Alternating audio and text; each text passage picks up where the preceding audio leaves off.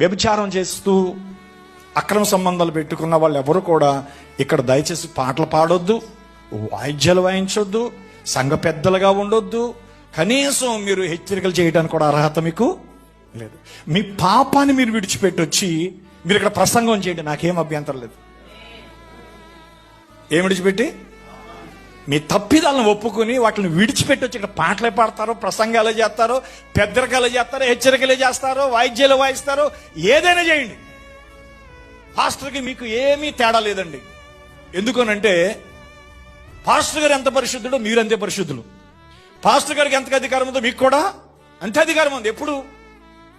మన వాక్యానుసారంగా ఉన్నప్పుడు. హల్లెలూయా.